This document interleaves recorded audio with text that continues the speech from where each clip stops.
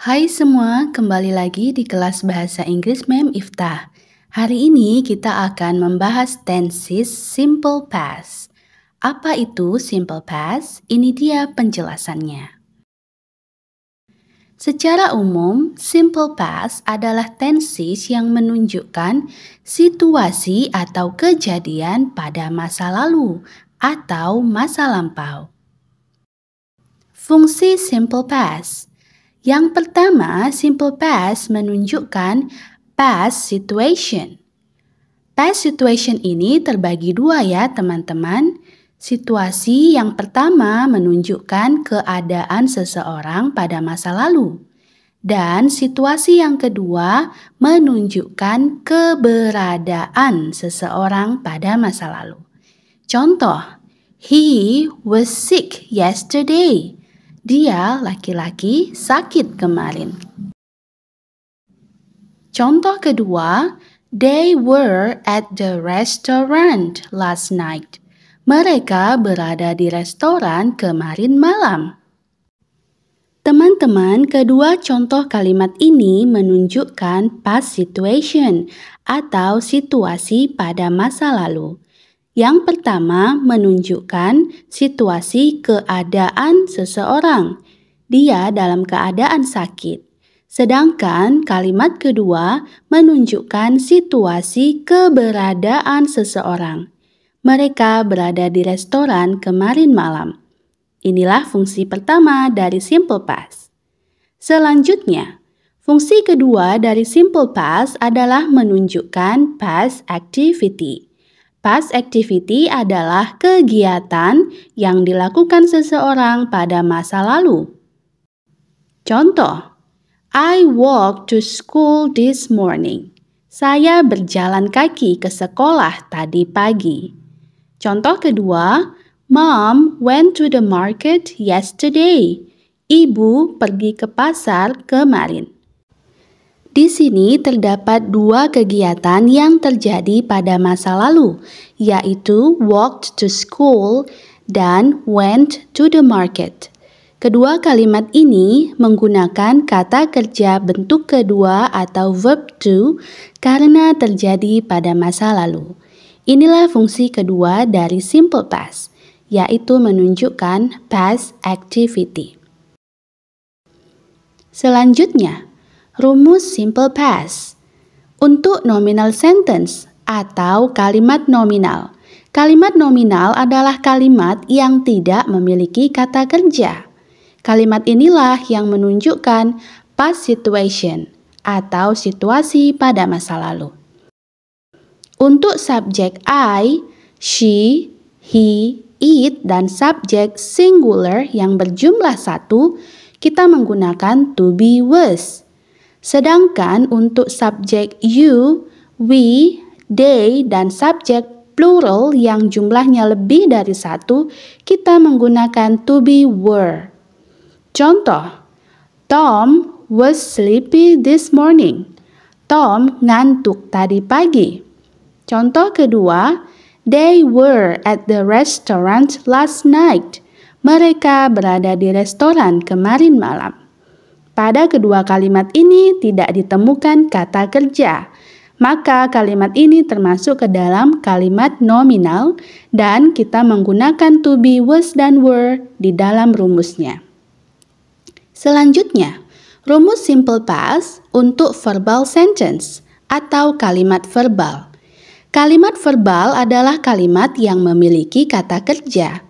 Rumusnya adalah seluruh subjek menggunakan verb to atau kata kerja bentuk kedua. Contoh, Tom walked to school this morning. Tom berjalan kaki ke sekolah tadi pagi. Walked adalah verb to. Contoh berikutnya, Mom went to the market yesterday. Ibu pergi ke pasar kemarin. Went adalah verb to. Lalu, apa perbedaan antara walked dan went di dalam verb to? Ini dia penjelasannya. Di dalam tenses simple past terdapat dua jenis verb to atau kata kerja kedua, Yang pertama adalah regular verb to atau kata kerja beraturan. Kata kerja ini memiliki akhiran ed. Beberapa contoh di antaranya, walked, bentuk keduanya adalah walked. Cook, bentuk keduanya adalah cooked. Wash, bentuk keduanya washed. Dan talk, bentuk keduanya talked. Selanjutnya adalah irregular verb to atau kata kerja tidak beraturan. Kata kerja ini tidak berakhiran ed, melainkan mengalami perubahan bentuk. Beberapa contoh di antaranya yaitu sleep, bentuk keduanya berubah bentuk menjadi slept. Kemudian meet, verb to-nya berubah bentuk menjadi met. Come, bentuk keduanya menjadi came, dan go, bentuk keduanya menjadi went. Sama seperti contoh sebelumnya, Tom walked to school this morning. Walked adalah regular verb to atau kata kerja kedua beraturan. Sedangkan Mom went to the market yesterday. Went adalah termasuk ke dalam irregular verb to atau kata kerja kedua tidak beraturan. Kata went berasal dari kata go. Jadi teman-teman, ketika teman-teman menggunakan kata kerja kedua di dalam tense simple past, teman-teman harus hati-hati ya. Apakah kata kerja kedua tersebut termasuk ke dalam regular verb to atau irregular verb to? Selanjutnya, keterangan waktu simple past. Yang pertama, yesterday, kemarin. Just now, baru saja. Last, titik-titik. Last artinya adalah yang lalu. Kata last diikuti dengan nama waktu. Contoh, last week, minggu lalu. Last Saturday, Sabtu lalu. Last year, tahun lalu. Selanjutnya ada titik-titik ago. Ago juga punya arti yang sama dengan last, yaitu yang lalu. Hanya saja, ago didahului dengan durasi waktu. Contoh, 1 hour ago, 1 jam yang lalu. 2 weeks ago, 2 minggu yang lalu. Ada juga this morning, tadi pagi. Atau menggunakan in, pada. Contoh, in 2020, pada tahun 2020. Bisa juga menggunakan when, ketika. When I was a kid, ketika aku kecil. Seluruh keterangan waktu ini menunjukkan masa lampau atau masa yang telah lalu.